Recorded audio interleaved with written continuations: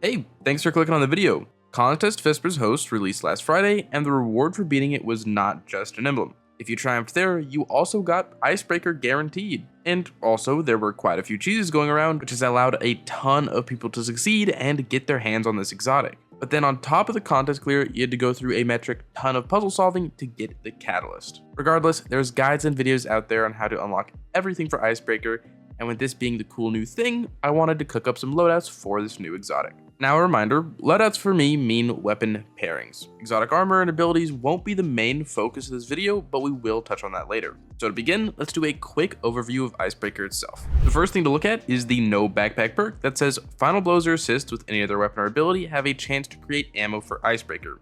Defeating powerful combatants will create multiple rounds. So the few things that this does is 1, it limits your max ammo to 10 with none in reserves, so any ammo you pick up or generate will go straight to the mag, and for that chance to create ammo on final blows, it just takes 2 kills to generate 1 ammo. And if you kill an elite or a mini boss with a yellow bar, that type of stuff, you get 2 to 3 ammo per kill. And then also where it was talking about assists, those are essentially just extra kills. If you assist in damage and someone else gets the kill, then the Icebreaker is like you landed the final blow. But then its other perk is called Icebreaker, and it says defeating a target with this weapon causes them to explode. Precision final blows or shattering a frozen target instead triggers an ignition. Now there isn't much to specifically mention here, but if you land the body shot, you get some dragonfly explosion. If you get the crit or shatter a frozen enemy, you get an ignition, which of course can be built into with your subclass. But the kind of secret interaction here is that you can shoot stasis crystals to also spawn the ignition. So they kind of count as frozen targets, but they won't gen you any ammo.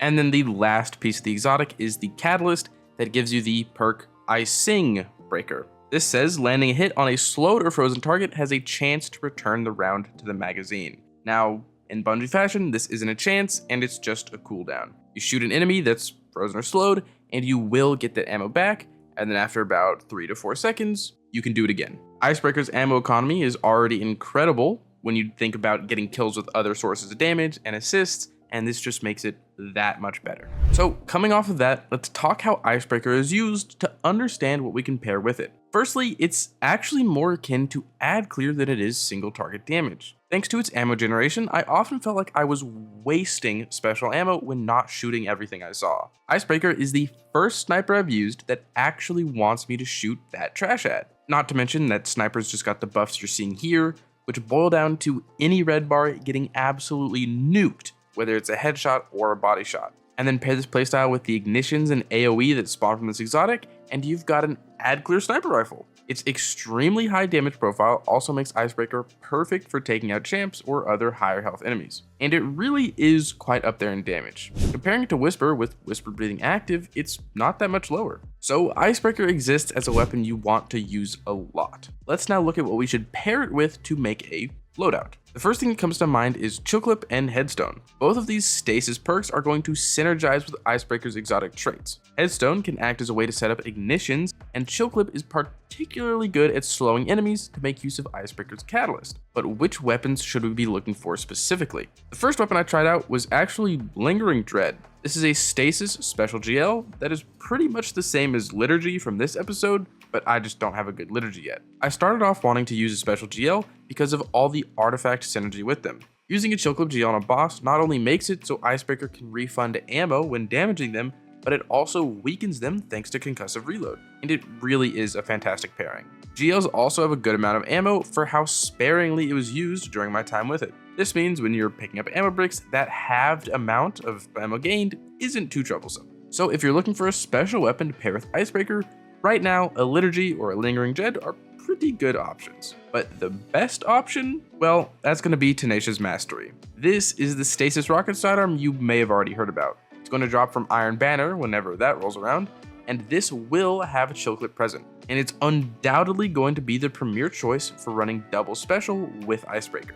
I already ran the call in a double special loadout, and it turned out pretty good. But that stasis synergy with the amazing ammo economy makes Tenacious the right choice. But if you're kind of worried about double special and your ammo drops, you can take a safer route. And that is using a Headstone primary weapon, which is another good option. In the footage you're seeing, I had a Headstone IS Luna, and I found that served me well enough. You can use Headstone to litter the battlefield in crystals, and then swap to Icebreaker to ignite those crystals. Even though you can't really prime a beefier target with it, there is some good synergy there. So to recap before looking at exotic armor and abilities, Icebreaker plus a Chilko GL works fantastically.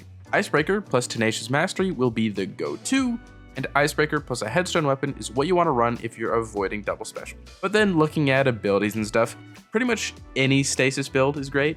Bleak Watcher is especially potent because there were times where I popped out a turret and then turned my focus to some beefy boss type enemy. But while I'm rattling shots off there, my turret was racking up kills and assists, which just gave me infinite ammo. And then this idea of lingering autonomous thing can also be applied to Getaway Artist, Whirling Maelstrom, and Threaded Spectre, or even Titans that just leave stasis crystals all over the ground.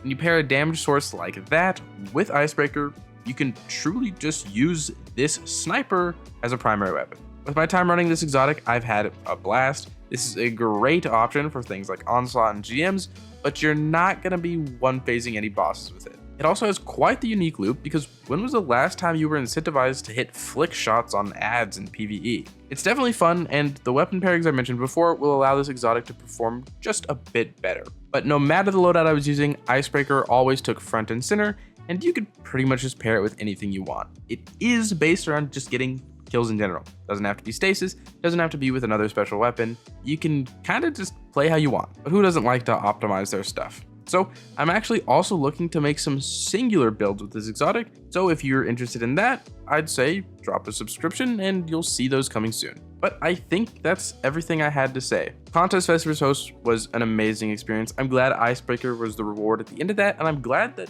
actually a ton of people have this exotic. I really want to hear what you guys think about Icebreaker and maybe what weapons you're pairing with it down in the comments below, because while a lot of people have it, I haven't actually seen that much discussion about it. Do you think it's good? Do you think it's bad? The fire rate's pretty slow, so it kind of keeps it from being a DPS monster, but other than that, it's pretty damn good in my opinion. Of course, I again want to hear your thoughts down below. But also, if you like what I do, you want to support me and support the channel, a like, a comment, a subscription goes a very long way.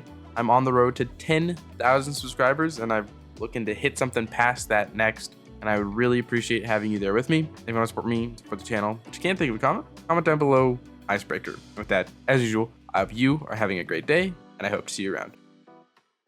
About one of the one-year-old monsters we have. Dude, you know what I also have been doing? Fucking this. Potion. Bad idea. Tonic. Tonics, pop a tonic. Oh shit, yeah, I need to pop a tonic. I fucking forgot. Haven't you had enough, G? Berkey. Berkey. Right, let's do it before my tonic expires, yeah, guys? Within the next 60 minutes. 66 minutes? Yeah, we got it. You know, it doesn't on this character. It doesn't give me the 66-minute bonus for some reason, even though I've completed the story and everything. You know what? Who the fuck cares?